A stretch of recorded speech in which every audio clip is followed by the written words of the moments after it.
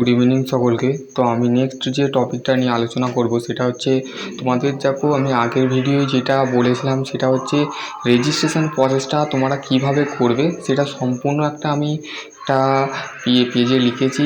তো তোমরা কিভাবে যাবে ওই রেজিস্ট্রেশন করতে, তো লিঙ্কটা যখন ওপেন করবে বা তোমরা লিখতে পারো এই যে অপশানটা দেখতে পাচ্ছ এইটা লিখতে পারো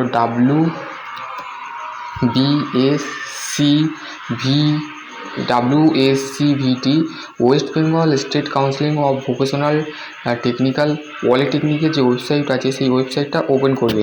ওপেন করার সাথে সাথে এই যে একটা পেজ যেটা আমাদের মেনলি যেটা আছে সেটা হচ্ছে আমাদের যে West Bengal State Council of technical vocational education skill development, ঠিক আছে।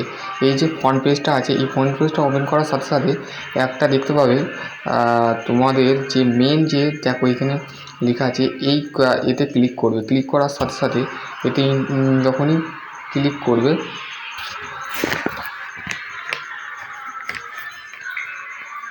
এক মিনিট,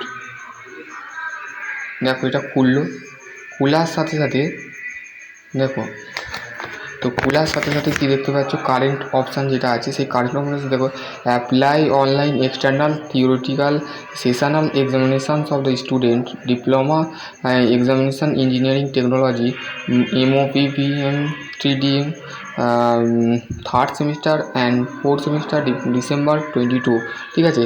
তো তোমাদের মাথায় রাখতে হবে তোমাদের যে এক্সাম যে কী বলে এক্সটার্নাল থিওরিটিক্যাল যেটা তোমাদের আরম্ভ হচ্ছে কত তারিখে, 17 তারিখে, ঠিক আছে। তো 17 তারিখে যখন আরম্ভ হচ্ছে তো তার আগে তো তোমাদের রেজিস্ট্রেশন প্রসেস মানে এক্সাম ফিটাও তো দিতে হবে কাউন্সিলিংকে। তো সেই কাউন্সিলিং যে বলেছে সেটা হচ্ছে last date of the filling up the application form. যে অ্যাপ্লিকেশান ফর্মটা তোমার সাবমিট করতে হবে সেটা হচ্ছে 11 তারিখ, মানে আজকে হচ্ছে 9 তারিখ, তাহলে আর তোমার হাতে আছে 11 তারিখ। তাহলে কতটা অবধি এটা আপ টু থাকবে সেটা হচ্ছে 11:30, মানে 11:30 PM, ঠিক আছে। এইটা ক্লিক করবে। ক্লিক করার সাথে সাথে আমার কাছে আমি সেই জিনিসটা লিখেছি, ঠিক আছে। তো এরম একটা ফ্রন্ট পেজ পাবে, ঠিক আছে। এই ফ্রন্ট পেজ সাথে সাথে তো তোমাকে কী করতে হবে আমি সেটা দেখাচ্ছি, ওকে।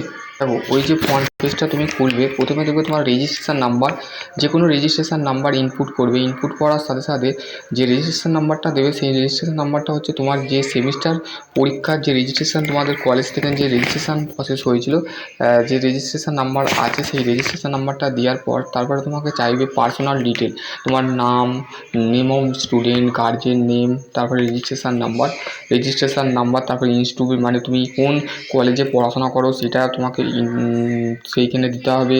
তারপরে নেক্সট হচ্ছে তোমাকে সেই তোমার ডিপার্টমেন্ট নেম দিতে হবে, তুমি কোন ডিপার্টমেন্টে পড়াশোনা করো, সিভিল ইঞ্জিনিয়ারিং না মেকানিক্যাল ইঞ্জিনিয়ারিং না, সমস্তগুলো দেওয়ার পর তোমাকে বলবে I do hereby the declare that all the information the given the have the is the true, the best the knowledge and the be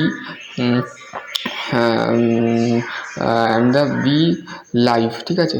তো বলছে I do hereby declare, মানে তুমি কি এই সম্পূর্ণ জিনিসটাকে ইস্যু করছো, তার জন্য কি তুমি এর জন্য কি রাজি আছো। I agree বলে একটা অপশান থাকবে, সেটাকে তোমাকে ইনপুট করতে হবে।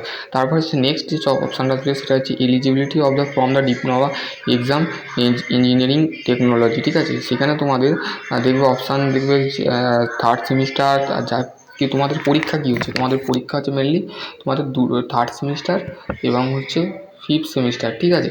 ফিফথ সেমিস্টার তোমাদের পরীক্ষা হচ্ছে, তাহলে তোমাদের ফিফথ সেমিস্টার যেমন হবে। তারপরে হচ্ছে অ্যাপিয়ারেন্স মানে কি, অ্যাপিয়ারেন্স মানে হচ্ছে ধরো কেউ স্টুডেন্ট রোজ কলেজ যাচ্ছ তাহলে তাকে রেগুলার বলা হচ্ছে, কেউ জব করছো তাকে জব ক্যান্ডিডেট বা ক্যাজুয়াল স্টুডেন্ট বলছে, ঠিক আছে।